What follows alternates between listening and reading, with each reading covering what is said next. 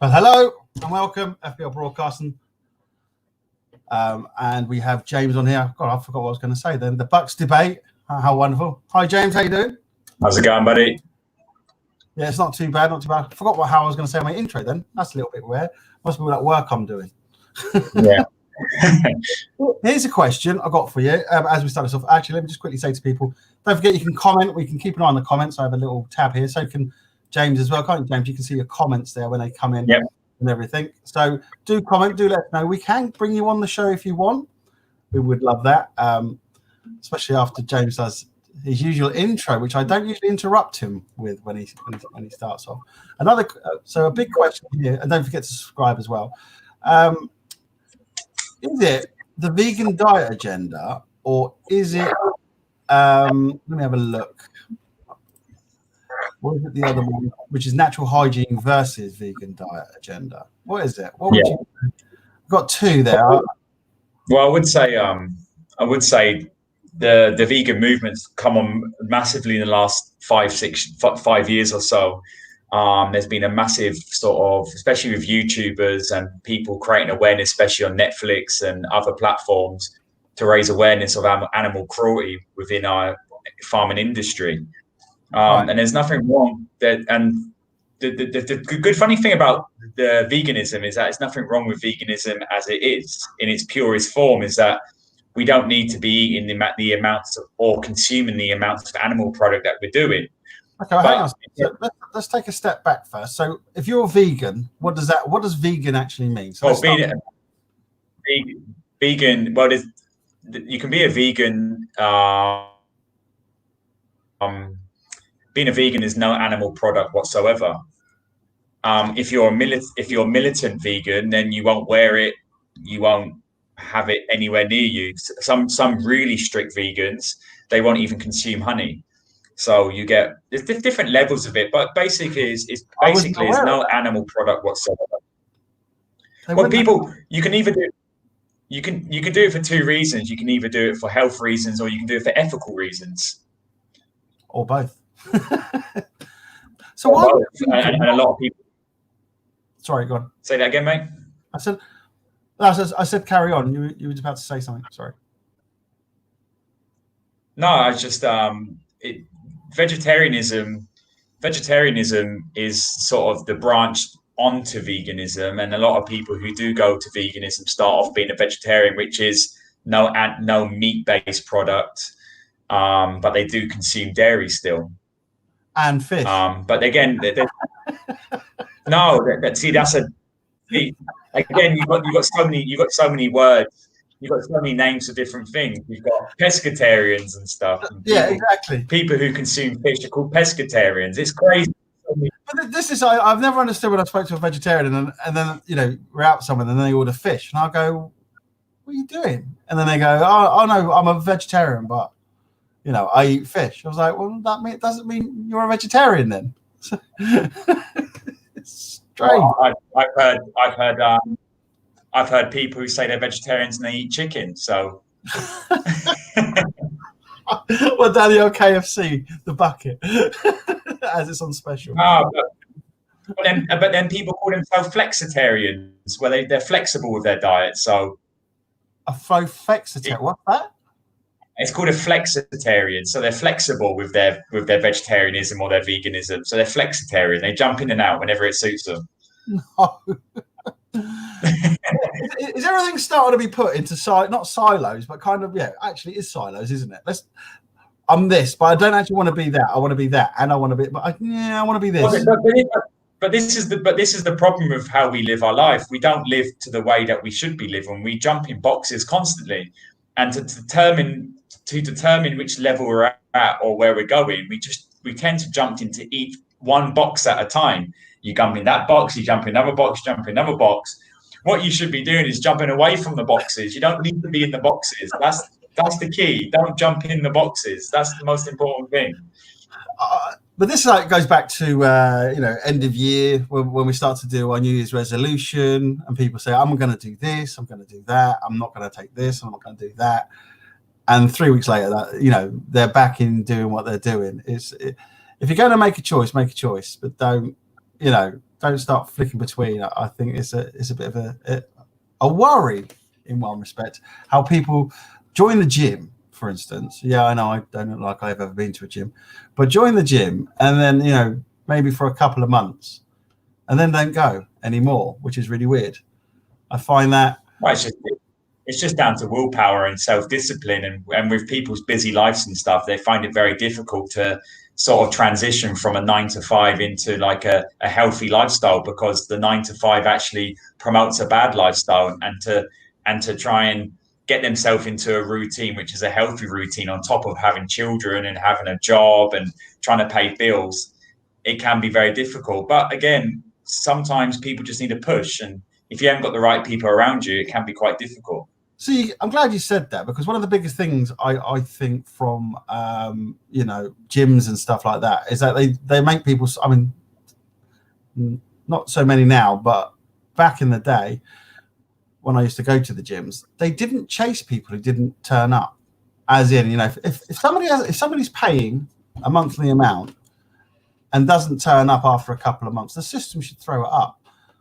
And it's. I mean, I moved out of area. I moved back to Aylesbury, and I never got a phone call until I phoned up and said, "Oh, I want to cancel this membership because it's too many miles away."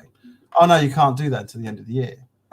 And I'm like, "Yeah, well, that's like 6 months, and I don't want to be paying for a membership." And "Oh, well, you signed up for a year, so you're locked in." And I think that's a lot of what they do, and I think that's why Jim's got a bad. I mean, I don't know if you see the Friends episode where they try to leave the gym, and Ross goes with Chandler, and then he ends up signing up himself because the way that they just make you feel really bad about not going and all that lot, and then they get this really gorgeous girl come on and persuade them to stay in that lot, and you want to be fit, you want to do this, but it seems once they got you locked in. For me as a business, it's always getting returning customers. It's very important that when I have a customer, they come back. And if and I try and help them out where I can as well as a business to see how we can work together to maximize their brand, for instance. But I find that really weird. I find it really weird with gyms. I mean, I find gyms a very unnatural place to actually get healthy, because everything about a gym is a very egotistical and very, I don't know, it's a status thing more than anything. I agree with you. That's why I really stopped going to the gym, as we can tell. But no, well, I've got busy. But to me, I mean, near us is Wendover Woods, and just to walk up there and back, and then probably just as in up the hill and then back down, which is a lot. It's good half to 3/4 of an hour walk, if not longer. That's more healthy. And when I see people run past me, when I'm driving past them, in my vehicle, it's a bit like, I think when people are running at the wrong time. I don't understand running next to a road either. I just, to me, that's a little bit like, why are you breathing in those toxins into your body at a maximum rate when you should be like running across a field, somewhere far away from pollution as much as you can. It's true. And again, you don't need to pay for gyms when you've got your outdoor space. When you've got outdoor space, you don't need to go to a gym. The nature is your gym, and you should use it. You should use it to your advantage. Yeah, I dug over my whole back garden a year ago or 2 years ago now. No, it's nearly 3. And that really, honestly, digging that all up, sifting the mud, doing the old wax on, wax off routine, sorting all the mud out and making it all level so that we could play football in the back garden. Like properly, without having to play on a Yeovil football pitch, which was sloped like that. And that was amazing how much I lost just by, using what's available around me to get myself healthy. Yeah. Well, they say the best form of exercise is walking and gardening. We should do a lot more of it. Is swimming not the best exercise? No, swimming's probably the most dangerous form of exercise. It's dangerous because you are overworking your body, and you're actually got your body in toxic substances like chlorine, so that's absorbing into your skin. I've never seen a healthy swimmer in my life. You look at all Olympic swimmers; they look very, very unhealthy. If you look at their eyes, it's a massive telltale sign of unhealth, really bad health, and their eyes are black nearly. you can't train to those levels and expect to not experience the opposite of being unhealthy, because they're both the same thing. Being super healthy and being unhealthy is exactly the same thing. You know, you can't be treating your body like a Ferrari. You need to, your body doesn't work like that, because if you got an engine and you keep overusing it all the time, what's it going to happen? It's going to break. Just the same like a car. If you don't use it, it's going to shut down on you. It's going to go flat. So the two sides of the same coin, really. That's why a lot of elite athletes, they don't live very long lives. If you look at elite athletes, their life expectancy is not that long, because they're overworking their bodies. Give me an idea there. Should we look at something that's a very interesting one. We will get into this vegan diet agenda in a second. As always, like a right. Well, you probably won't find a. But again, it comes down to common sense. You just don't try and overwork your body. You exercise, go for a walk, then you do stretches, and then you do a bit of yoga, or do whatever you can to loosen up the muscles and stuff, and to let the blood flow through the body and the water. But no, elite athletes, they're just as bad as very, very unhealthy people to a certain extent. You know, we would rather be more healthy than unhealthy, but they're two sides of the same coin. That's why swimming is actually a bad way to get fit and to exercise. Well, you learn something new every day, and you heard it here on the FBL broadcasting, by the way. Every day. Yeah, you do. Well, let's go back to that first question I asked you. Is it natural hygiene versus vegan diet, or is it just the vegan diet agenda? It's just the vegan diet agenda, and the vegan diet is not natural hygiene. And the veganism movement's been around for quite a while now. I think 5 years it's really been pushed into the sort of mainstream as a debate and a discussion, especially amongst, I wouldn't say Eastern cultures of cultures, but in Western culture, people are having this conversation about the ethics, and also should we be eating meat in general. And what I found with all these movements is that in its simplistic form, a bit like Black Lives Matter and a bit like vegan movement or whatever else, in their simplistic form, they make sense. But you do have to question the people that are funding these movements and why they're funding these movements. And it's like we all can look at the ethics of veganism, and veganism's, again, I'm a pro non-meat eating person. Like I massively am for that people eating less dairy, eating less meat. I'm massively for it. So before I start lambasting veganism, I have to say I'm pro veganism, but just don't follow where the agenda's going.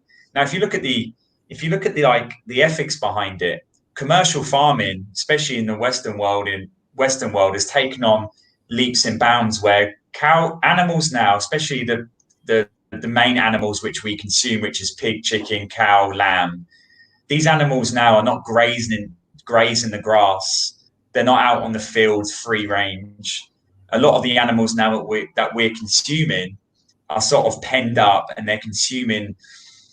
To start off with, they're being artificially impregnated. Most of these animals, they're living in conditions which is not natural to their environment. They're consuming food which is not natural to their environment, so they're eating a lot of grains. And the reason why farmers and big agriculture businesses give animals grains and wheat and stuff like that is to just plump them up. It just makes them grow quicker, makes them expand a lot more. So you'll see like a chicken will grow 3 times as fast in a short period of time with the diet it's on. And also within the food they're eating, they're putting hormones in the food, and just to try and increase sort of the production rate of those animals. So again, animals not living in a natural environment, and they're being artificially inseminated, forced breeding, which is going on. The amount of consumption of meat now compared to like 50 or 100 years ago is completely gone one way to the other. Like if you speak to people of my mum's generation who were born in 1960s, they would probably eat meat once a week. they probably eat because they could generally not afford meat. But if you walk into a shop now, if you walk into a shop, you can buy meat for 50p, 99p. You can buy a steak for £3. You can buy a lamb chop. You can buy a joint of chicken.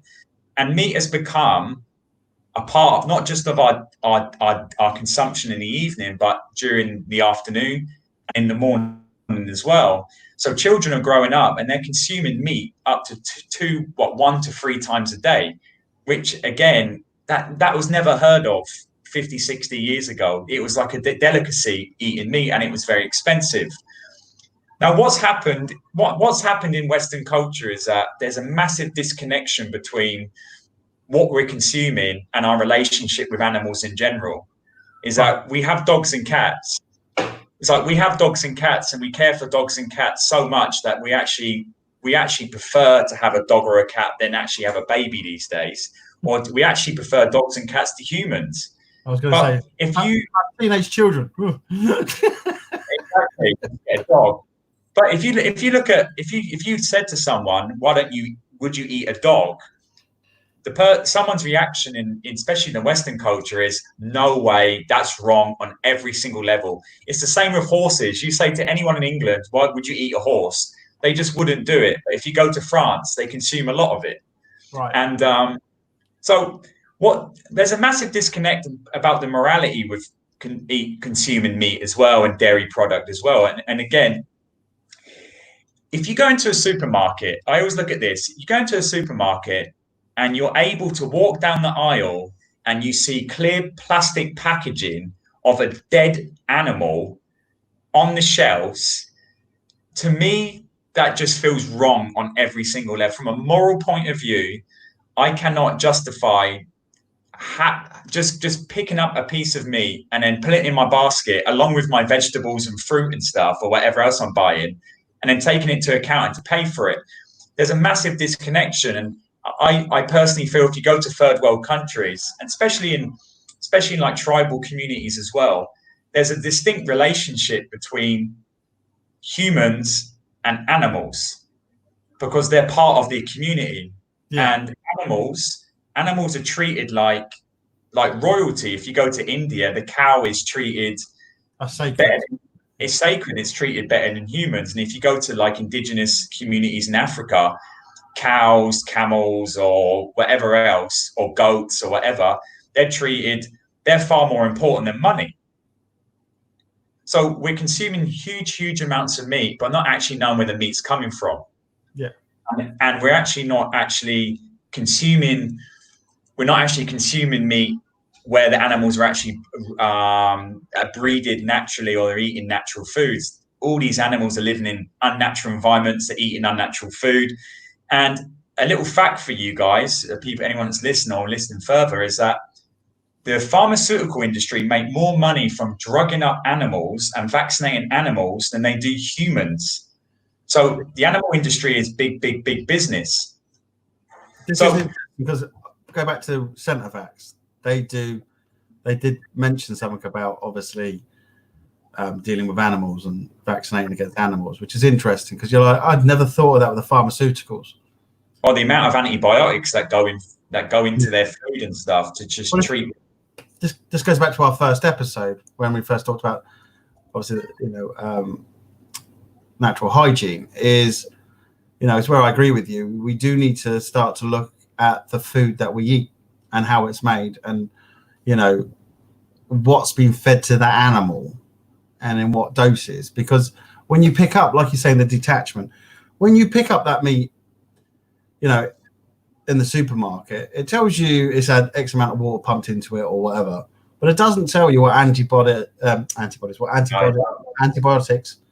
have been given to the animal.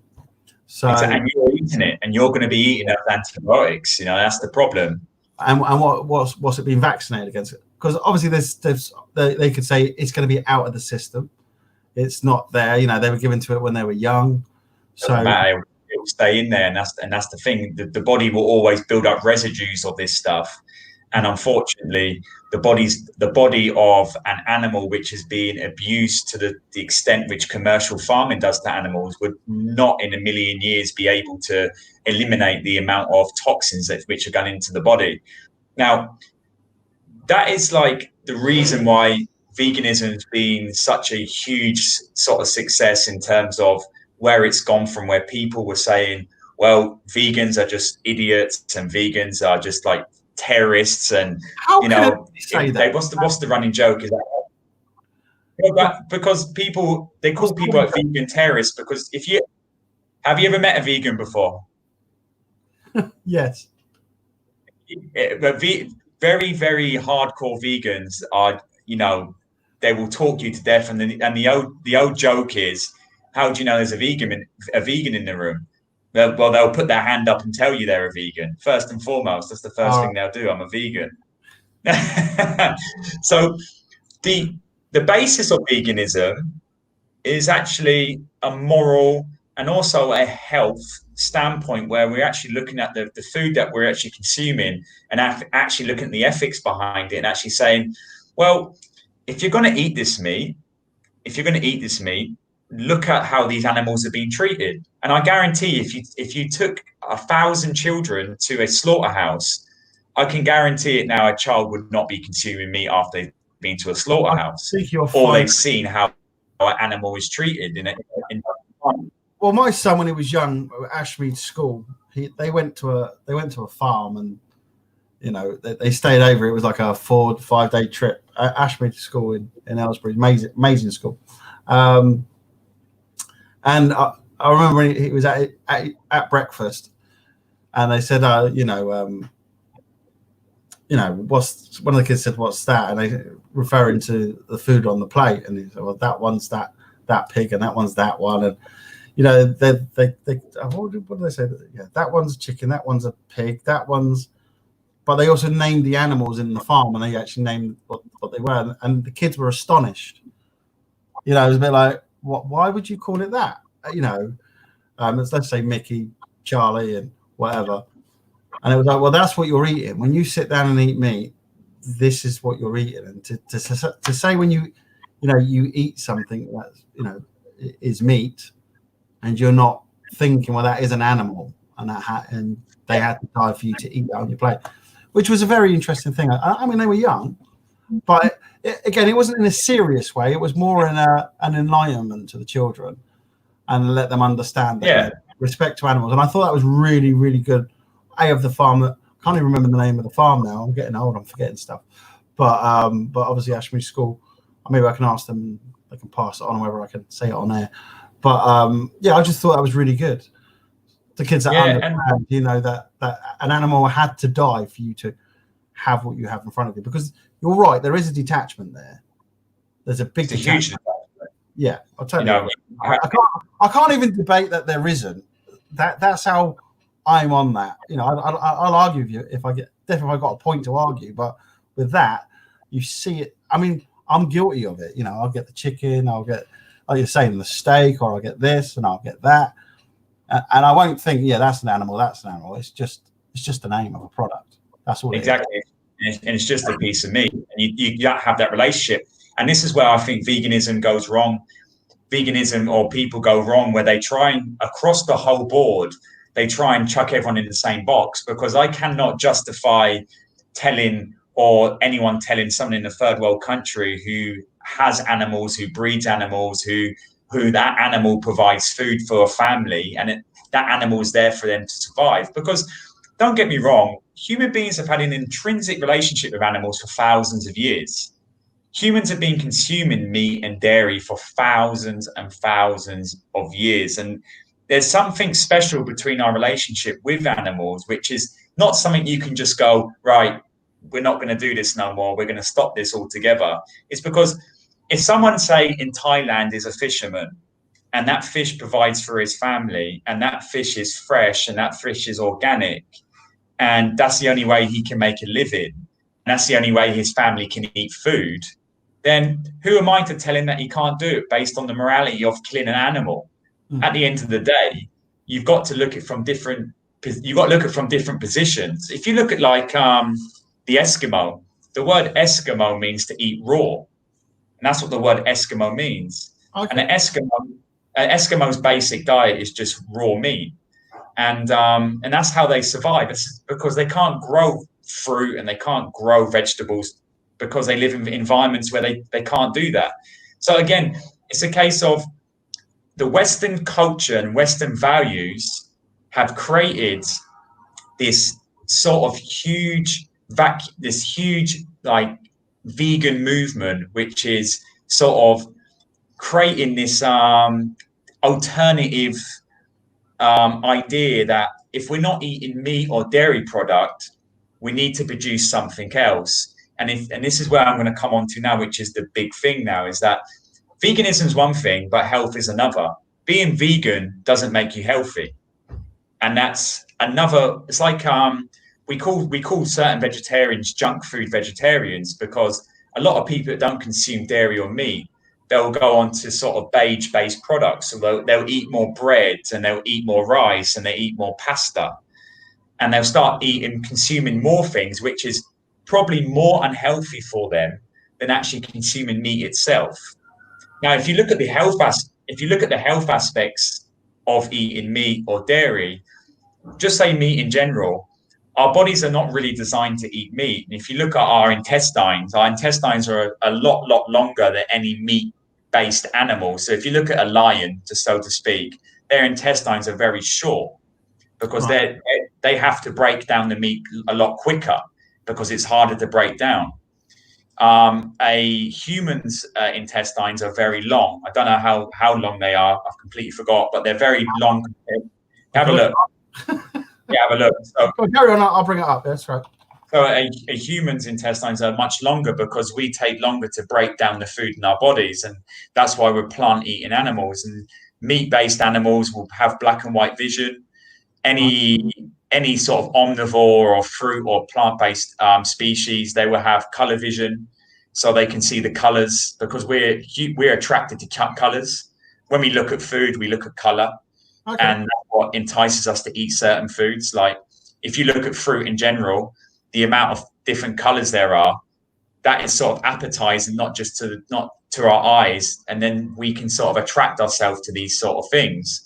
And if you look at our teeth, the sort of the big thing for non-vegans was that we got canine teeth. Like we got these teeth here which break down meat. But I've never ever seen a human jump on a cow's back and chew its neck off, with its really sharp teeth. So all these arguments have been debunked. And also the protein myth.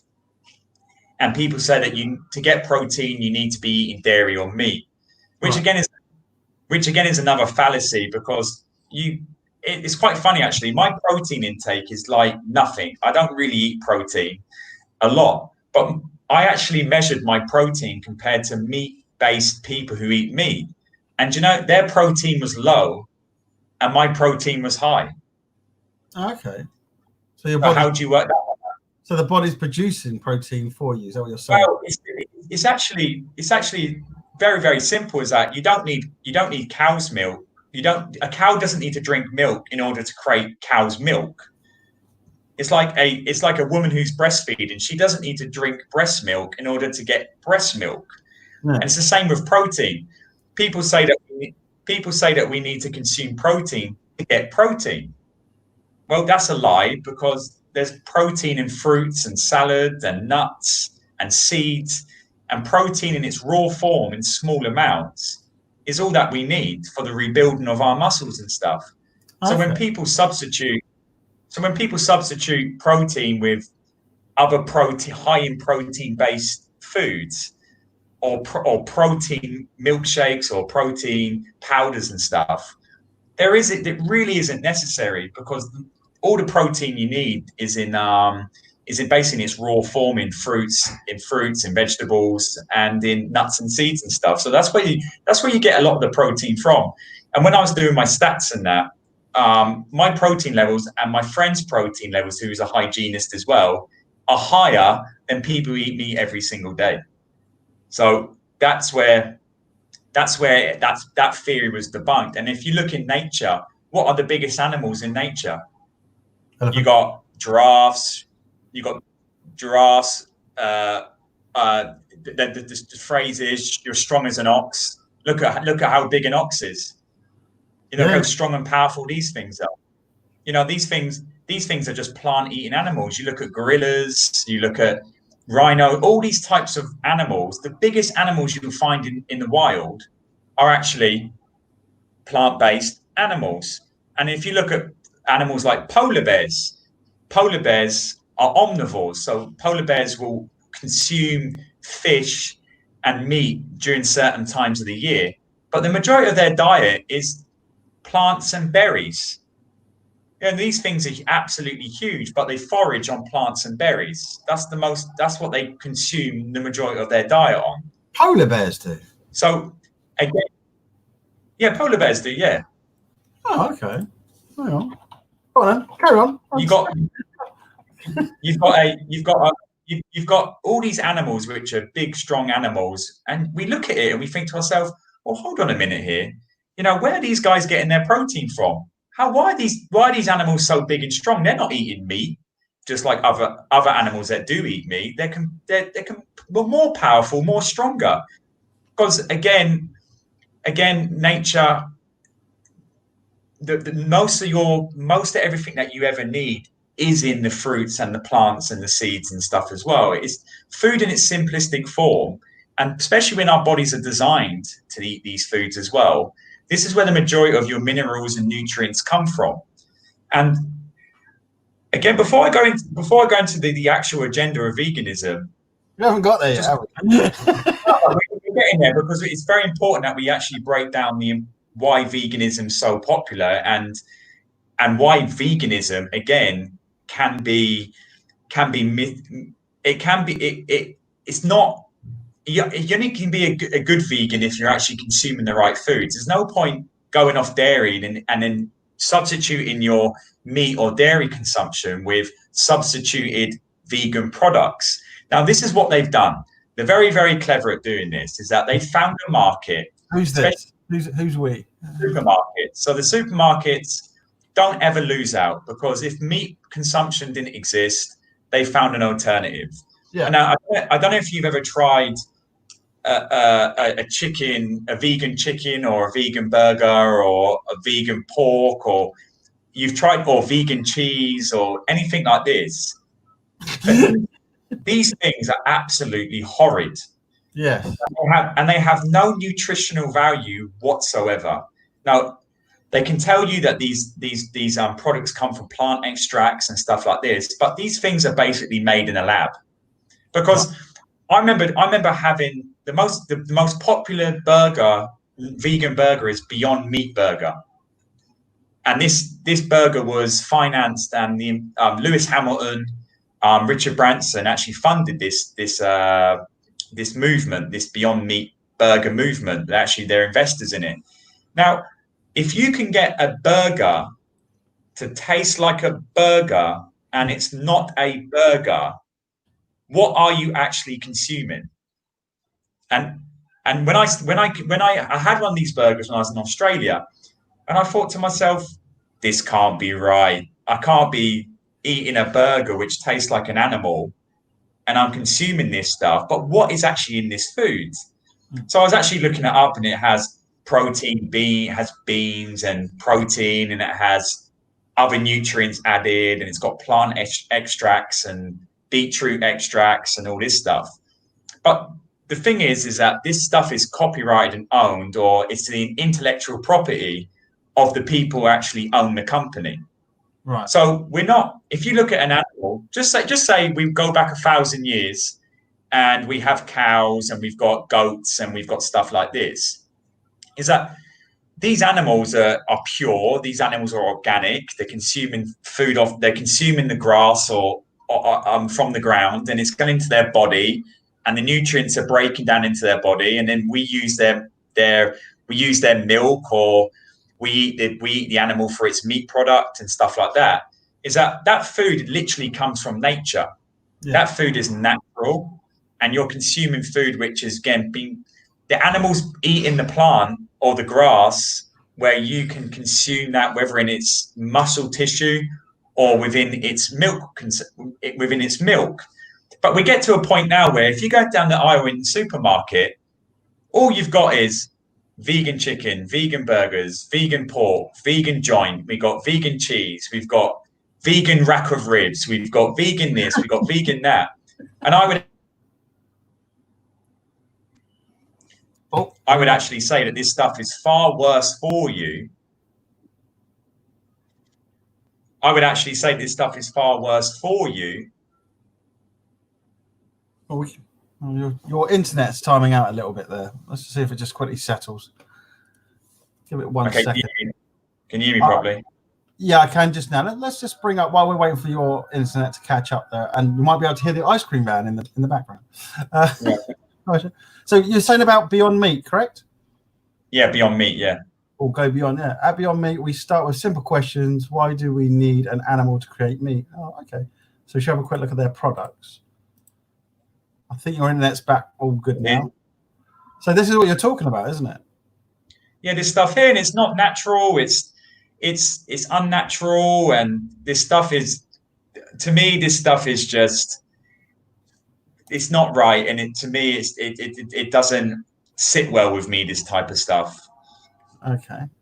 I was just going to see if we can have a breakdown of what's in the product, but they don't seem to want to show that on the web page, or do they? Oh, ingredients. Here we go. Yeah, we'll show you ingredients. This is the bit I liked when we looked at the WHO, and we started seeing who actually supports the WHO. And it was like, hang on a sec, I didn't know all that. Ingredients. Here we go. Our ingredient: protein, fat, minerals, carbohydrates, and water are the 5 building blocks of meat. We source these building blocks directly from plants to create delicious, mouth-watering, plant-based meat. But they're very, very vague in what they actually, what plants they get this stuff from. And you'll find that they get stuff from coconut oil extract. You'll find this stuff they get from beans, but this stuff is highly processed, and this stuff this stuff is not natural. So if we were promoting veganism from a natural hygienic perspective, we would then just advocate the use of just eating more raw-based foods. Right. We wouldn't be advocating eating this starchy, processed, chemicalized sort of alternative to meat, which actually is revolting. Is absolutely disgusting. Well, they're going to have to make it taste like meat, aren't they? That's the big thing. At the end of the day, they need to, if it tastes horrible, people aren't really going to eat it. So there is that. The problem is that if people are generally don't want to be vegan, why would you eat a product which actually tastes like meat? I find it strange. Maybe that's because they do like the taste of meat, but on the bit of, they don't like the way animals are treated, they become vegan.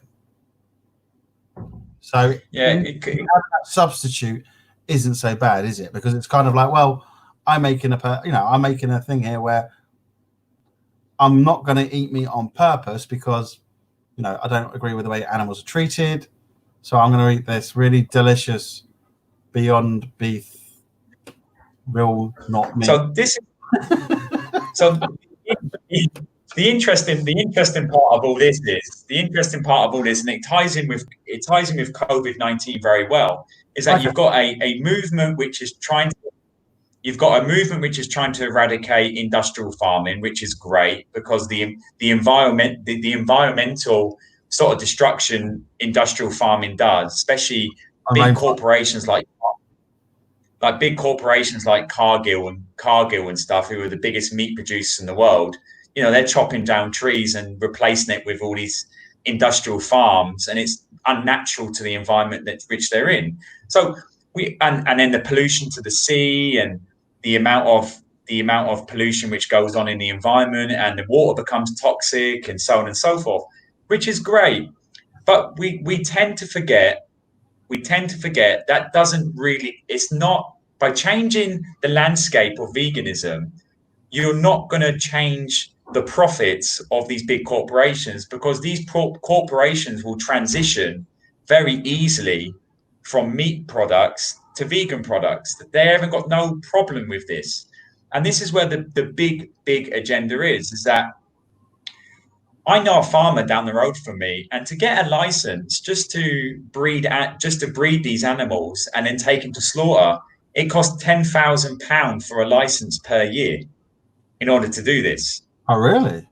Yeah, so for him to get a license, it costs £10,000 a year To just to breed get to breed an animal, and then obviously, and then to sell it, to a consumer, it costs him £10,000 just to get the license. And this is for small farms. And you'll find in YouTube and stuff that a lot of vegan activists and stuff are actually attacking small farms. They actually go in and attack small farms and farmers for what they're doing. But the biggest concern about this whole vegan agenda is that what they're trying to do, and it's very obvious now to me, and especially during COVID-19, which is, you've seen it before, is that they are trying to create meat. They're trying to destroy small farms first and foremost. So they're trying to destroy agriculture from the small level. So the local farmer will get to a point where he will be out of business and he will have no more business left. For the big corporations, it doesn't matter. But if you slowly but surely destroy the farming industry, and then you transfer that meat-based or dairy-based industry from a small farmer to the laboratory, what they want to do, and it's very obvious, is that they want the cities to feed the countryside. Because at this present time, and for hundreds of years, the countryside has fed the city. And then during COVID-19, the biggest lockdown, the biggest coronavirus outbreaks which have happened, which has been, again, manufactured outbreaks, have been in meat plants and vegetable farms. And the big thing in America was Donald Trump was that there was a massive meat decline in America during COVID-19, where because all these meat factories were being shut down because there was COVID-19 outbreaks. Now, the big agenda is you can't own nature. You can't have intellectual property. You can't own anything which derives from nature. It's not possible. And no matter how much they try, they cannot patent nature. Nature is nature. So what they're trying to do, very, very obvious, during this COVID-19 outbreak, food shortages exist, and we're going through food shortages at the moment. But what they want to do is, with all these vegan-based products, they're going to start telling everyone now, especially in the Western society and stuff, is that don't worry about eating conventional meat because you don't have to no more. To make meat more ethical, and people like Bill Gates, Richard Branson, a lot of these venture capitalists and stuff are plowing billions and billions and billions of dollars into this, is that we're going to grow your meat in a laboratory. That's not good. That's just a horrible thought. And they're actually doing it now. So we're going to go from we got vegan-based products, but we're actually getting to a point now where they're actually going to be looking to actually creating food in general, and especially meat-based product, in a laboratory. So they've actually, I don't know if you've seen it before, but even on these chef programs, they've actually had a real steak compared to a lab grown steak. So this steak was grown in a lab. So I don't know what they're doing inside these labs, but they're growing these cell tissues in order to create meat, and they own the meat. And this is the big thing, is that they actually own the meat. And this is where modern agriculture is going, is that the vegan movement has created this environment now where we're actually going to a point where we're not actually eating natural food no more. We're going to be, with the vegan movement and with people within that vegan movement, we're actually going to go to more unnatural foods. And the foods that they're going to be giving us are going to be lab grown. And that's where the money is, because if you can grow meat in a lab, that means you can effectively own it. Yeah, and that's what I'm a little bit speechless, because and that's what, if you look in Germany, you look in America, Let's have a look. Just last week, a vegetable farm in England was shut down due to coronavirus outbreak. Yeah, it was Leicester, not Leicester. Where was it? Yeah, it was.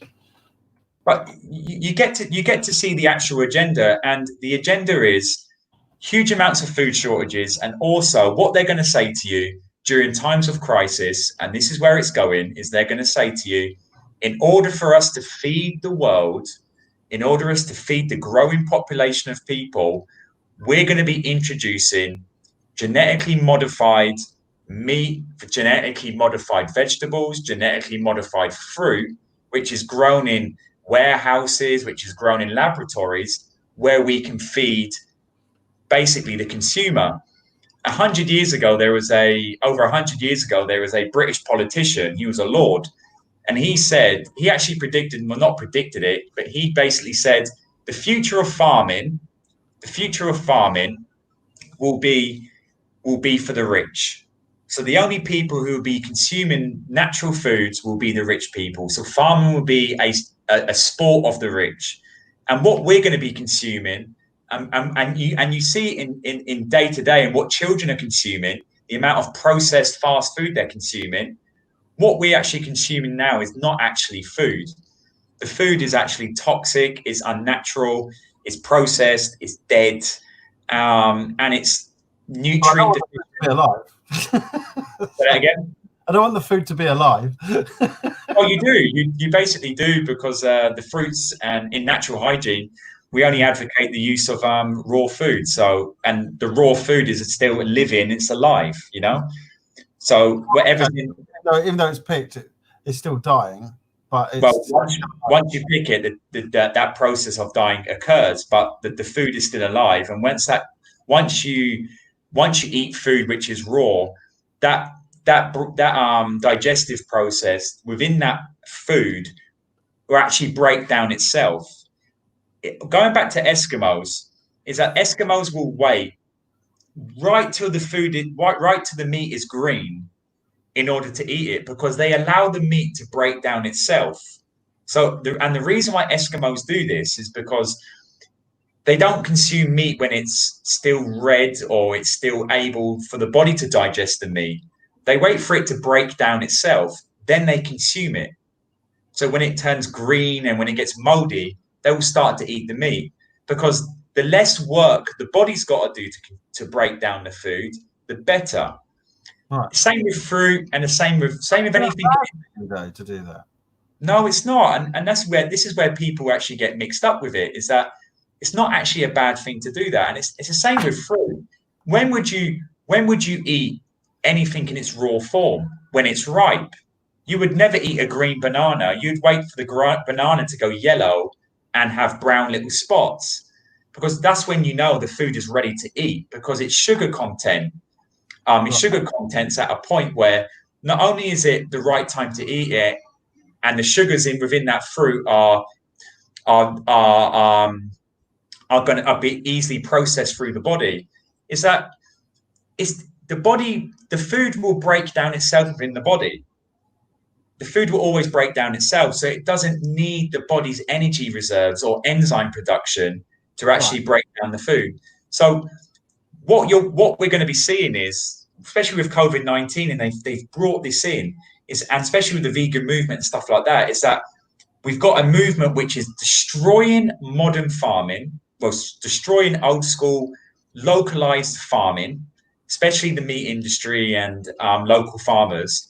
And what they're doing is that they've created a whole new product, or vegan product, just as a little tester, to get you sort of sucked into the whole movement.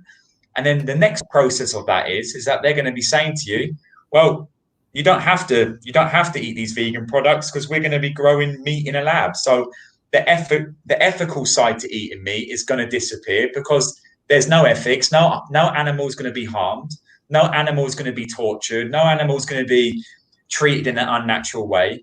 And they're going to be, we'll just grow the steak in the lab for you. And I hope you enjoy it. And that's where it's going. And if you look at people like Bill Gates, Richard Branson, You've got people like Lewis Hamilton who are ploughing millions and millions and millions of dollars. How do you know that they're ploughing millions into it?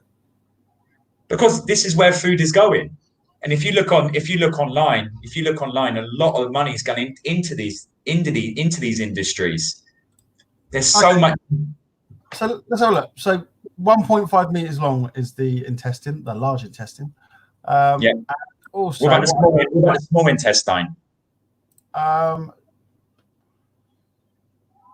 Your large intestine is about 5 feet or 1.5 meters. Do you want the small one? Do you want the small intestine? Yeah, small intestine, yeah.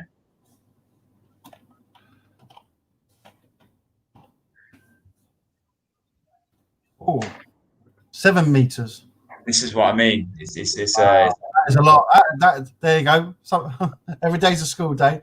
That's quite 7 meters, 22 feet. That's actually quite long, isn't it? Yeah, the size of a tennis court. Only one way to find out.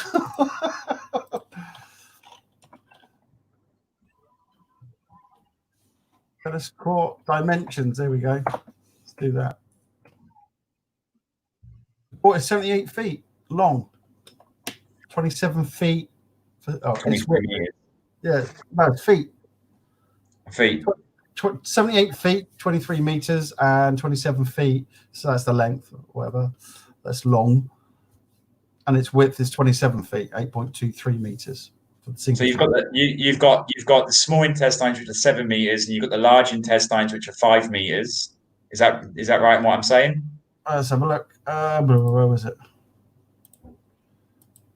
22. Yeah, it was 7 and 22, wasn't it? So 22 feet for the small intestine, and for the large. I'm going to write that down because I know I'm going to forget that.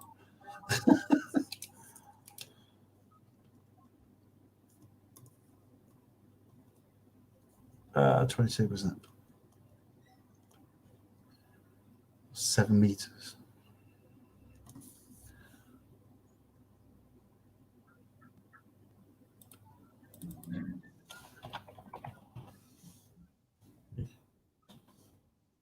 $1.5, wasn't it? Oh, yeah. Come on. What's going on here? I'm one of those days. The large is 1.5. Now, and in natural hygiene, when we talk about natural hygiene, is that a lot of the hygienists that I've come across, some hygienists advocate a vegan diet. Some hygienists don't advocate it, and I know hygienists who actually consume raw eggs. Right. I know hygienists that consume goat's cheese and stuff in its raw form. And my sort of instincts tell me that a human being's diet is an omnivore diet. Now, right. Human beings need some sort of animal product to actually live a much more healthy existence than a non-meat or dairy based diet. And I would actually say to people, if you're consuming milk, cheese, or meat which is cooked or processed, that doesn't count, because the nutritional value in that stuff is completely disappeared once you heat and treat something. So that doesn't count whatsoever. But I do believe, and they do say eggs. Eggs is the most perfect food, one of the most perfect foods for a human. And then the amounts of animal product that humans have to actually consume is very, very, very small. But I don't know if you've heard about the B12 argument in terms of B12 deficiency in vegans and stuff. No, not heard anything. No. So vegan people will take B12 supplements in a like a tablet, because they believe that the soil is nutrient deficient due to the amount of chemicals and pesticides and stuff which are being used on the soil. So it's depleted the B12. It's depleted the B12 within it. So the only way you can get your B12 is from animal product. Right. Okay. So again, animals produce B12 for us to consume. And when I was in Australia, when I was in Australia, I remember being at John Fielder's house, and he had cottage cheese in his kitchen, and he was actually fermenting this cottage cheese. He had goats, and he created this cottage cheese in the jar in its raw form. Right. So you just see the flies and bacteria and all the mold around it and stuff. And he would probably eat a 50p size piece of dairy whenever he felt the need to, maybe once a month or once every 3 months, because he believed that human beings have the omnivore diet, and our diet is based around sort of the whole, rather than restricting ourselves from certain foods and stuff. Because if you look at the relationship we've had with animals, our diet is so complex. Whether we should be eating this stuff or not, our diet is so complex that hundreds and hundreds and hundreds of years of consuming this stuff, you can't just magically eradicate this stuff overnight, because the body has certain needs. And the one thing the body can't produce is B12. There's one thing that our bodies can't produce is B12, and we need to get that from something else. So if we can't get it from the vegetables or the plants or the fruits, why would you take a tablet? Why would you take a tablet? Why wouldn't you rather just eat B12 in its natural state? Because so go on. No, because supplements, again, are processed, and supplements, again, made in laboratories and factories and stuff. Yeah. Well, same with vitamins, isn't it? Vitamins and supplements, that's what you're referring to. Exactly. And again, in America, it's like, they call them vitamins, but they take a lot of them. And I've got family in America, and I've said, what are you doing? I'm like, if you want, I need to keep up my vitamin C, then eat an orange. Yeah, but now they've got to a point. We've got to a point now where we actually think that these tablets or whatever they do and whatever they put in them is actually going to benefit us. Because how can you put vitamin C in a tablet? It just doesn't make sense to me. It's absolutely ridiculous. Well, it's a chemical vitamin C, isn't it? That's what it's not actually taken. Unless somebody's out there who knows, who actually works in the industry and can say to us, they actually take an orange, they squeeze it, they dry it out, and then they put it on something. I doubt that. to me, that's how these people do this is absolutely amazing. But I just don't see the point in it, and I don't see how you can. This is the point. People are busy, and they always will be. I mean, when I went to Australia and took time off work for 3 months, went backpacking. It was quite interesting how your life changes. How you're no longer, I need to be here at this time, there at that time, and how you take your time and you're eating, and how well you would eat, and how well you would party in one way as well. But our lives are so busy that, and I don't know why, but it's getting worse, and people need something quick. And they also want to be able to turn around and say, yeah, well, I take, C, B, A, D, E supplements, so I will be fine and I won't get ill. But these supplements are owned by the pharmaceutical companies. All these supplements and stuff, again, are owned and patented, and it's their intellectual property. So when you're consuming these tablets, all you're consuming is a corporation's version of nature. It's not natural. It's their own version of what you should be consuming, which is the natural products which exist on this planet, My cousin had an illness. She went to the doctor, something wrong at the back of her throat. It was, to explain, I won't bother us by exactly what it was. And I said, look, you're taking all these supplements and vitamins and everything. Just cut them all out. If you need, like I said, if you need vitamin C, eat an orange, or look up what you need. If you're feeling that bad or run down, think about what you need rather than taking all these other drugs, what the doctor orders. Because again, my family knows drugs are, you take them if you need them. And, it's not like, again, got a headache, drink some water first, try and work out what the body's trying to tell you. But I mean, she did that. I mean, because the doctor was saying this and he was trying her on that. I said, just do that. I said, if nothing else has worked, just listen to me. I said, do it for a couple of weeks.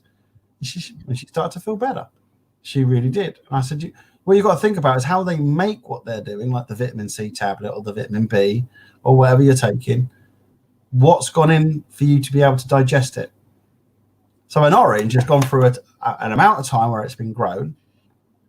Yeah, we then pick it and then we, eat that.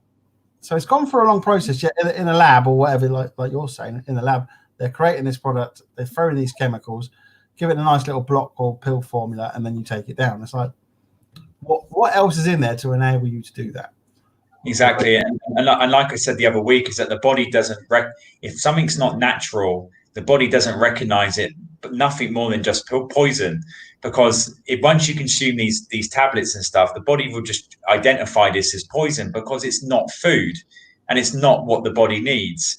And it always goes back to common sense. Is that have the common sense to actually consume what you see around you. It's like across the road from me, I've got blackberries growing across the road from me. I go raspberry picking. I grow my own vegetable. I grow my own lettuce. I grow my own cucumber. I grow my own carrots, and all these things is provided by me, by nature, and it's the only thing that I actually ever need. Once I start substituting what's natural for unnatural products, I'm going to start to live a very unnatural existence, which is going to make me sick. And that's why I always have these issues with the vegan movement when they talk about, the exploitation of animals and we shouldn't be eating this, we shouldn't be eating that. Well, the question is, because you're vegan doesn't make you healthy. And if you're consuming all these alternative products, which again, is just like the vitamins and stuff, which are heavily processed and they're made in factories, they're made in labs. And you've got scientists who actually come up with all these great ideas, how to make the meat taste nice and how these alternative burgers taste like a burger. Is that we're going into time a generation now where children will not identify food as we identify food as. They are artificially growing food, artificially creating substitutes for the natural world. And you can ask a kid from like 50 years ago till now, name me how many pieces of fruit you can name me. I can guarantee that sort of level of understanding has diminished. Like I can probably say just through experience and just my understanding of it is that I always remember growing up and I always remember my grandparents growing food. And I always remember everyone in their house, even up and down the road, had their own allotments and people would grow their own food. They were self-sustainable to a certain point. We get to a point now where people just want nice green grass, nice gardens. And the only time we understand food is if we go to the supermarket. We don't know how to grow it. We don't know how to nurture it. We don't know how to sort of produce these things ourselves. And it's the fundamental part of actually survival. If you can't. Yeah, but if you look at people's back gardens now, I mean, I totally understand what you mean. I mean, I just talked to you about me doing my back garden, making it all nice. Yeah. Agrees for me and my son to play, football on. But a lot of people, it's about entertaining. They work so hard in their lives. Yeah.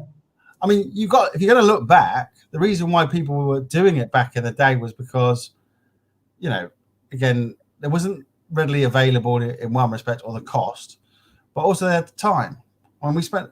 If you ask all your friends and look at the people around you, how many of them actually stay at home on a weekend? Do they go out? Do they go, do they actually sit in their back garden for a whole weekend chilling? And it's rare that they go out. I mean, obviously with COVID, that's a little bit different. That's kind of an easy question. But prior to that, so our lives are changing. And also when you buy houses, then they don't have the land anymore. Exactly. My dad, where I grew up in Aylesbury, my back garden, wasn't an allotment. It was a big garden, and we had a bit for me and my brother to run around on and play football or whatever. But the majority of it was veg. Yeah. So but we don't have that. I mean, people are spending £500,000 on a house, brand new build, and no garden. And yeah, literally the garden is, you can put like 4 chairs out in it. Well, my wife's parents' house is probably worth what, 700,000, the house in London, but you couldn't swing a cat in the back garden. It's like a small little courtyard. Yeah. So it gets to a point. It gets to a point where you're investing your time and energy into things which sometimes are not beneficial, because I'd rather have a smaller house, so to speak, and have more land. But with the economy and commerce, it doesn't give us space. It's that the more we're working harder, we're working longer, but we're getting less. Yes. Like the amount of this is me going, obviously Australia, taking 3 months out, Hawaii, Las Vegas and places where I went. I got detached from normality of life, and it was a very idea moment. The old light bulb goes off. I got to see life's got to be about enjoying it, but you're not given that ability to do so. We are becoming the rat race. I mean, everybody says it. Join the rat race. The rat race is quite horrible. It's basically slavery. I mean, we have two. You have a married couple, or even not married couple, especially these days now. But a couple both have to work to be able to afford to live. Yeah, just to live. Yeah. That's shocking. That is, I mean, as a human race, we should be disgusted with ourselves. Children, when they grow up, straight away, the first thing parents are worrying about is, okay, I need to get them into school or into, nursery or whatever, but I have to go to work. So that, they get a year off, maximum of a year off maternity leave. I mean, I think paternity's the same now. I'm not too sure, but they get a year off, and then they've got to make a decision whether they go back to work or not. Exactly.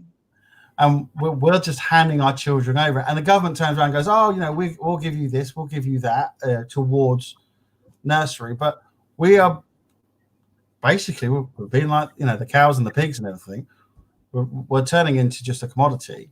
We are commodity, and we are the only commodity we are probably the only commodity that exists, where everything else exists for us in terms of, if it wasn't for us consuming these products, or for us to actually get up and actually go and do the jobs they want us to do, and actually live and buy the products they want us to buy, if we just actually took a step back and said, right, we don't want to buy your products no more, we don't want to be a part of your social system, which actually is not benefiting us, especially health-wise, mentally, spiritually, physically.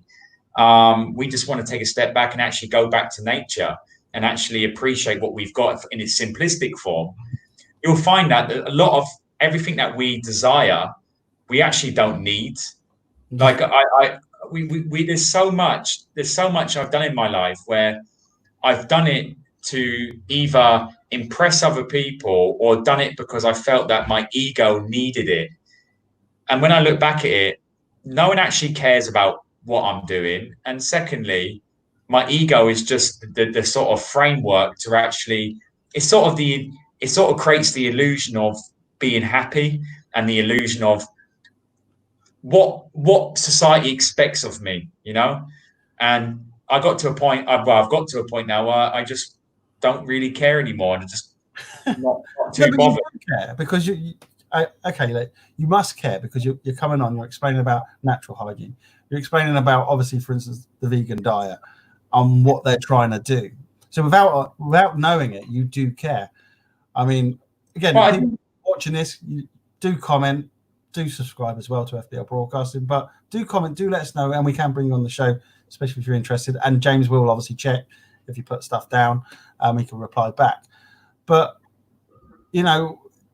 everybody does care. We do care when we feel a belief that something we believe is right.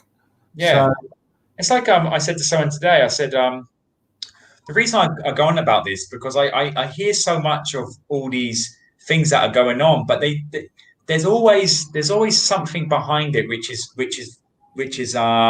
pushing it, and there's always an agenda which is not beneficial to what's going on. And I spent like when I was coaching, and I spent all my time coaching, and I can probably say through coaching I probably helped 10 in the grand scheme of things. And I mean, how many of those children, the thousands of children that I helped or coached or I tried to inspire, how many of those children took on board the ethics and the code of conduct or the disciplines which again would take them into their adult life and actually make them happier? Because I personally feel a more disciplined way of living is a happier way of living. The more right. You've coached these kids to be poor, then. To be poor. Yeah, it's a joke. It's a joke. Remember, it doesn't.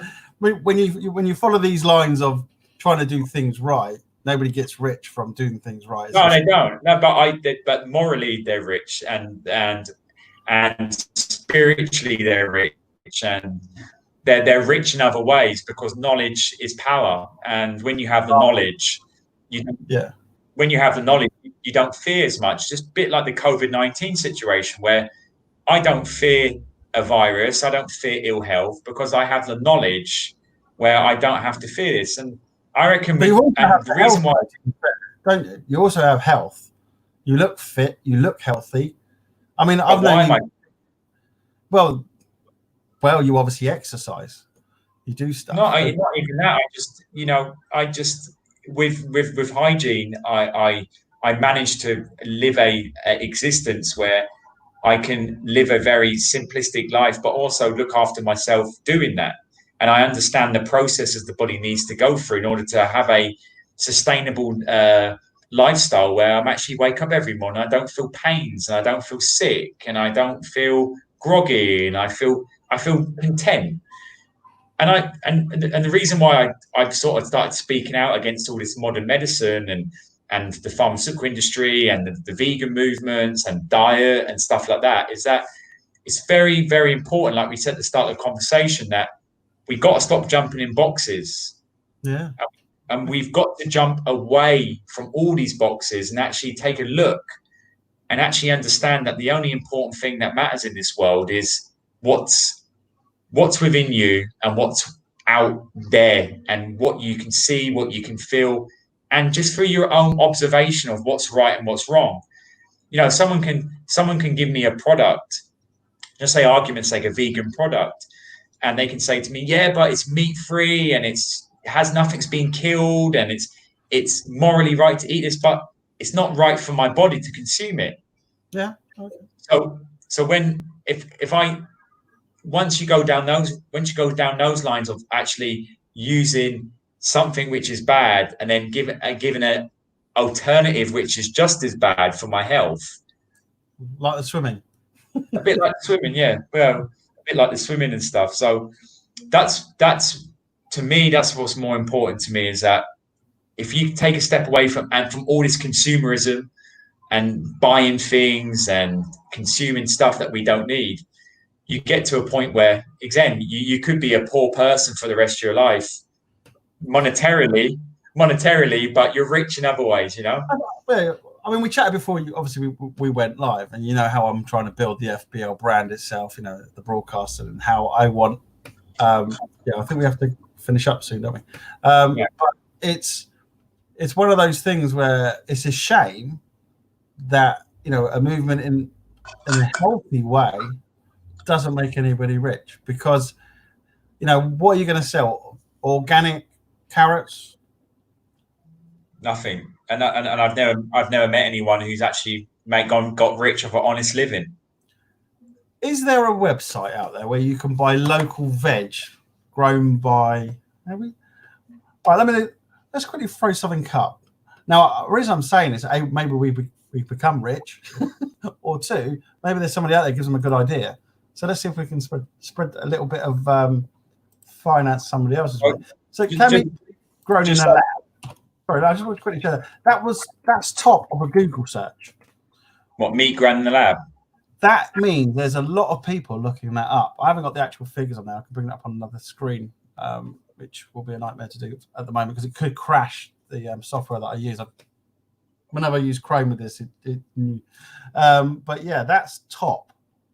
And that is interesting. For that to be top is This is where it's going, and this is where it's going. And the vegan movement has powered this agenda, is that we're going to create unethical meat, sort of ethical meat, where these meats are not being harmed. And do you know what?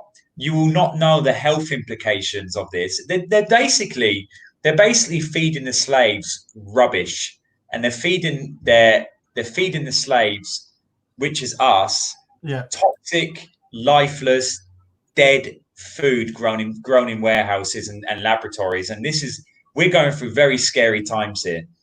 We're going through very, very scary times. I mean, this comes up on Wikipedia. Sorry, I know it's up on the main screen there, but it's up on my other screen here. So that's why I look away.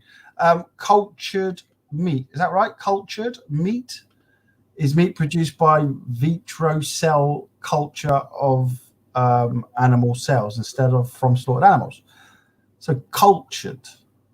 Yes. Cultured. So let's look up the word. Again, we've been delving into quite a lot of things in our discussion over the many hours, and which I greatly appreciate you, doing this. Let's put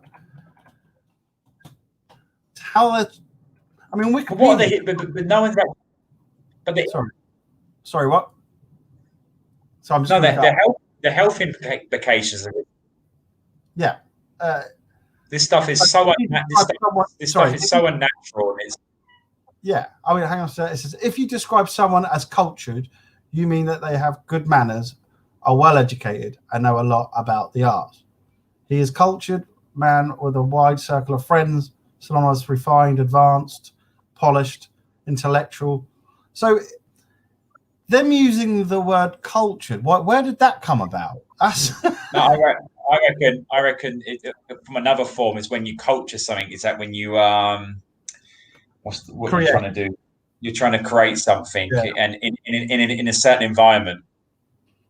Yeah, good point. But you look at that, it's like it's kind of been. They've already given it a nice name. When they're looking to sell something that is horrible, they'll give it a really good name. Like when they're selling like breakfast cereal, how they appeal to kids, high in sugar, not really good, but they'll have like cartoon characters on the front. And they always the biggest giveaway in cereal is that cereal is no better than dog food, but the difference with human cereal and the food you give to dogs is that they put sugar in human cereal, so the dog food's better for you.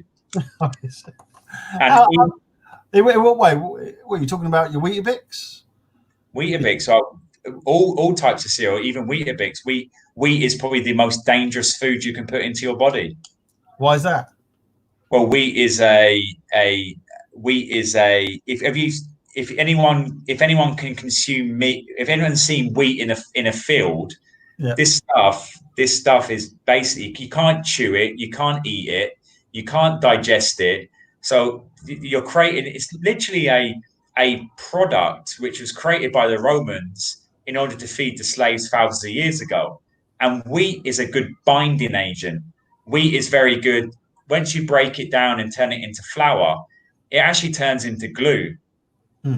So what you have with wheat, like they say wheat is fiber and all this sort of rubbish, which is absolute rubbish, because wheat is actually toxic to the body. It's probably worse than meat or dairy. And I've got a lot of vegans, they eat a lot of wheats and oats and grains and stuff like this. Is that it's the worst thing you can put into your body, because this stuff is dehydrated. It has no nutritional value whatsoever. This stuff is dead, and once you break it down in the body, it will break down and turn into what it was. So if you put flour into a cup and you stir it, you get the best glue that you ever had before. You can actually stick up wallpaper with it.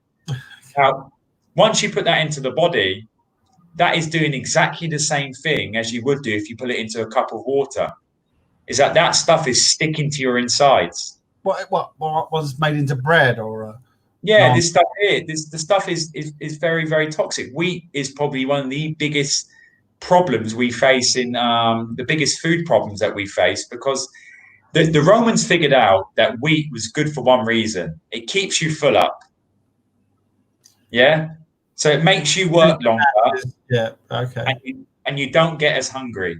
So you put all this stodgy food down you, and you get bloated and you feel full, and you can keep working, but again, it's a false energy. You actually don't realize is actually you're consuming more energy than actually gaining. I remember my mum saying to me about when she was a kid, if you felt hungry after dinner, have a slice of bread or whatever, cut yourself some bread and have some water. So it's interesting that. Wheat is probably one of the worst things people consume. And what's the first thing kids do when they get up in the morning?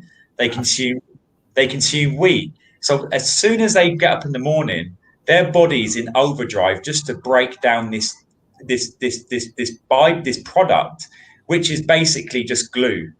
And where does that glue go? Where does that mucus go? Because it doesn't. It's either got to disappear from your body, or it stays in your body. And when you have sticky substances like wheat and other mucus-based products like it, that stuff gets stuck in your body and stuck in your tubes and stuff.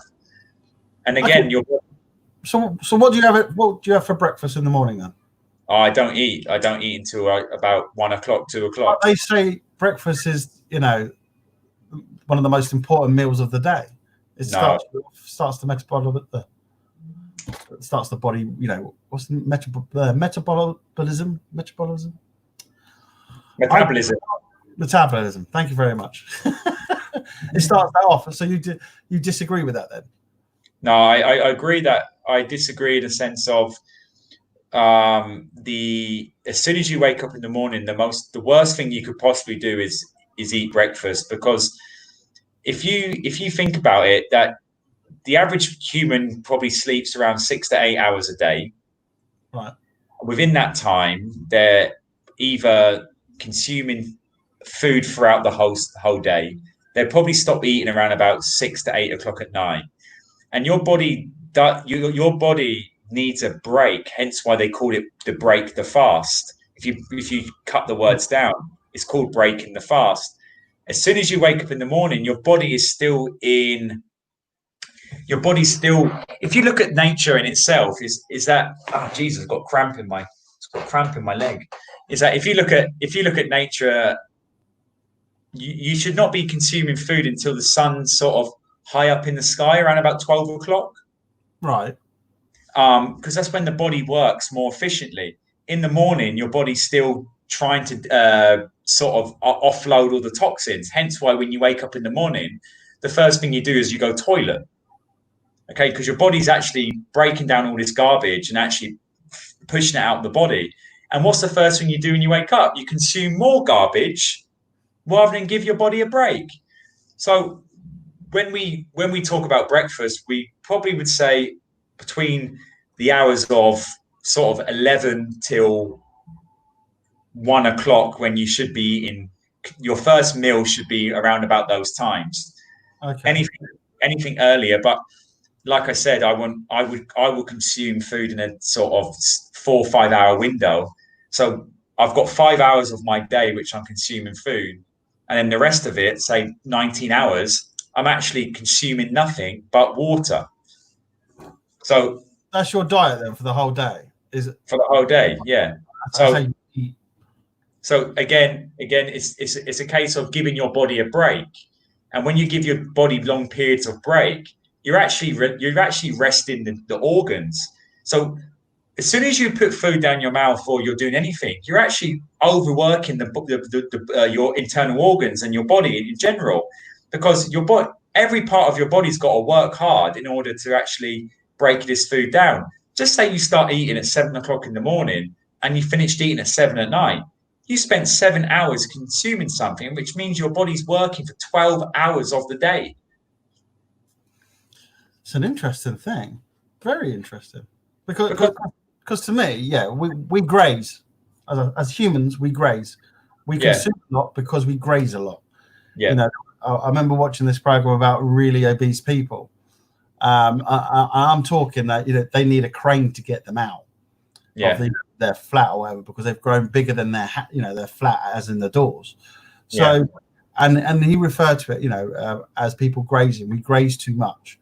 When we feel hungry, we're not hungry. It's just our body you know, it's not a bad thing. It's just kind of a little saying, think about eating something shortly.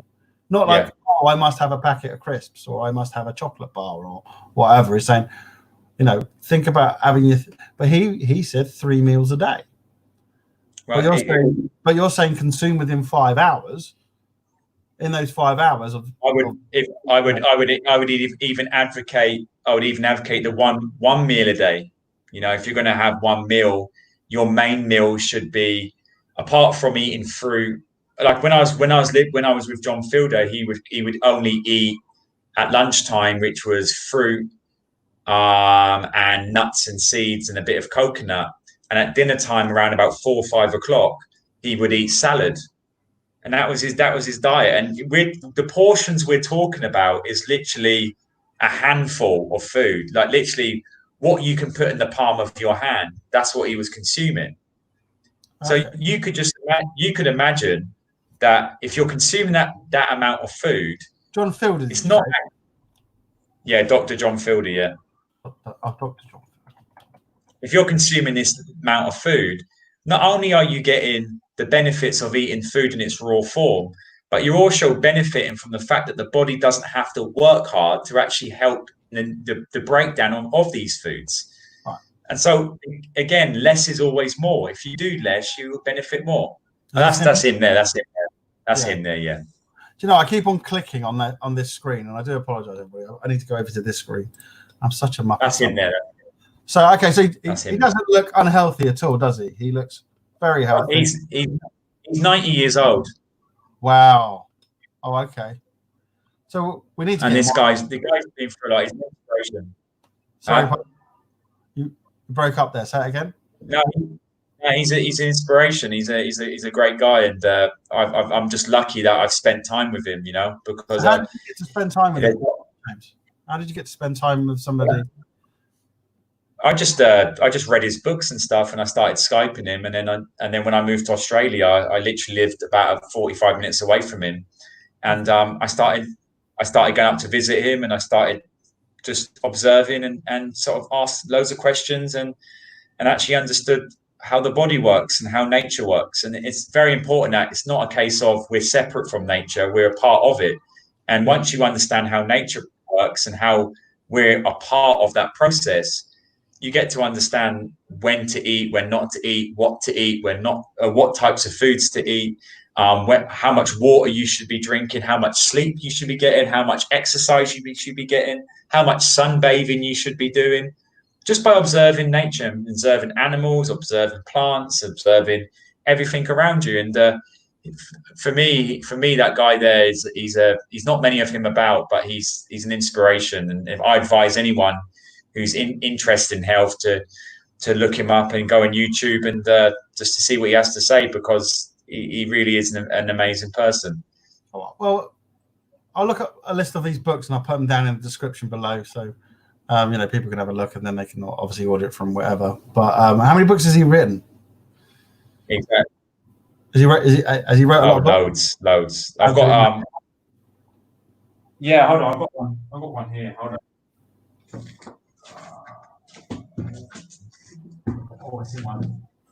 It's in my cupboard, but I've got a book in how to raise babies. What's that? How to? Yeah, he's the hygienic care of children. So when you're weaning children, how you look after babies and how you bring them up. It's very, very interesting book, and he's got a lot more books as well. I think he's written. I don't know, but he's written a lot. I've seen his library. He's written a lot of books. Maybe you could reach out for us and just see if he'll be up to come on the show and then discuss this further, because it's an interesting thought that none of this grazing, just literally a 5-hour window, just having, like you say, a handful. We wouldn't need as much in the world as in. I mean, obviously he's raw based, isn't he? He's not. Does he eat any meat? Yeah, he's raw based. He's natural. Oh, he yeah, and like I said before, he doesn't advocate veganism, and a lot of people do advocate a vegan diet, but he doesn't advocate a vegan diet. He advocates a natural hygienic based diet based on your own body, and everyone's body is different. We all have different needs. We have certain different needs. Like I might need something more than what you might need something. So he advocates the consumption of dairy. He doesn't eat meat, but he says from time to time, if your body feels like eating dairy, then you should consume dairy in its raw form, not cooked form. So again, that's how he lives his life, and I think that's where you don't jump into boxes. You should always do what your instincts tell you to do. If your body's telling you to, if you've got a craving to have cheese or something of a animal based product, then there's nothing wrong with that. It's just that the only thing wrong with it is where you're actually getting that product from. And that's the thing. Well, yeah. And I've got, and like I said before at the start of the conversation, there's no problem with people eating meat if the meat is much better for you than I would say, and you've got you have a relationship with that animal, and I don't see no problem with it. If you're living with the animal, you're around the animal, and that animal's been brought up by your family or your community and stuff. I find that more moral than actually consuming products which are grown in laboratories or grown in factories. I find it a bit more right and a bit more understandable that someone would do that sort of stuff rather than consume all these vegan products, which again are just not good for you one bit whatsoever. Do you think that they could be moving along the lines of, let's call it false meat for the reasons of space? And if they can get people and us slaves, I believe that they go on. You're breaking up. Say again.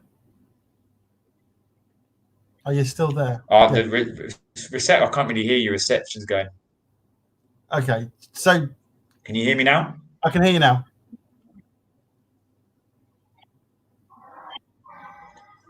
Yeah, so it basically is you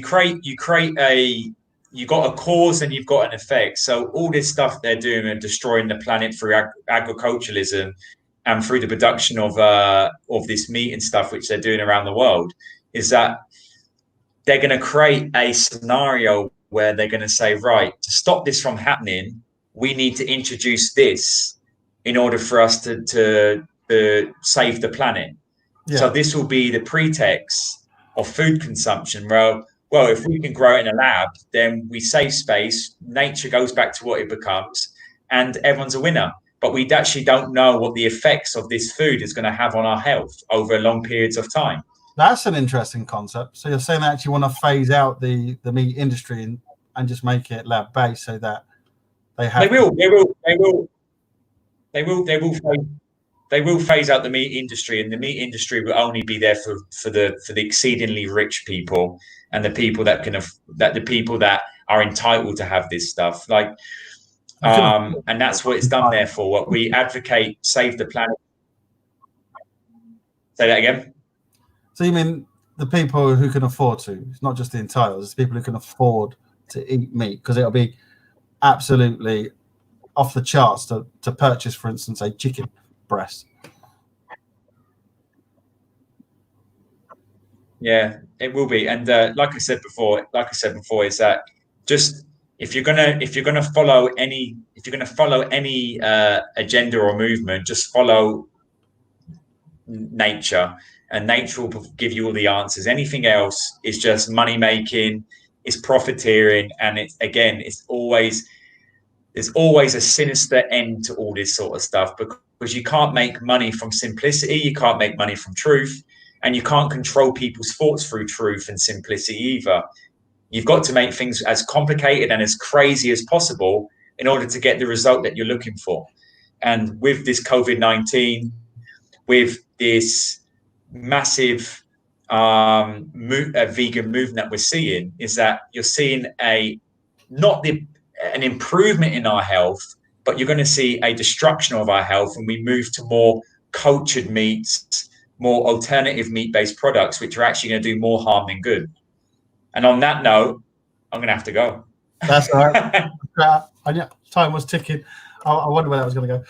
Okay, well, James, again, thank you very much for this. Very enlightening, as always. And we'll catch you again on our next subject. Cheers. See you. Bye-bye. Cheers, buddy. Take care. Bye-bye. Well, there you have it. The vegan diet agenda. Do let us know. Do let us have your comments. We will try and answer them, or James definitely will if I'm unable to. We'll try and see if we can get other people involved as well in these chats to try and help you on your way. But is fake meat being produced for space reasons? There you go. Or is it going to be for the wonderful idea of reducing the amount of effects on the earth and stopping the meat industry in its tracks? So we don't know. That's why we debate. So leave us a comment, subscribe to FPL, do check out the channel. We have loads of things for you to get your teeth into. For instance, ENG Sports, especially if you're into your netball. Challenge is coming to an end by the end of this month. Definitely well worth a watch. We've also got banger racing on Sunday. Oh, that's the 26th of July, just for you, in case you want to know. But there's a lot going on FPL. So please don't just stay here. Click somewhere else. Enjoy yourself. There's music. There's loads of stuff. Music, interviews, just like you've seen. Wow, hang on. Let's bring up the channel. It's quite easy to find us. If you found us by some other weird way, we'll just bring up our bring it up. Let's just type into your FBL broadcasting. I mean, you can find us on Twitter, Facebook, YouTube, obviously. It's hopefully it's where you're watching us. Click on us there, and there is loads for you to find. If you scroll down, it speeds up. As you can see, hey, look, we're live. Got your videos, all the stuff that we've currently been doing. Put into obviously date order there. You can sort it all, and you've also got your playlists. We try and help you out. ENG Sports, like I say, Wednesday and Friday and Saturday this week. The challenges, the 60-second challenge, well worth a watch, as well as our first go at banger racing this Sunday. You can see, obviously, all the Bucks debate. We try and put that one in a nice little place for you.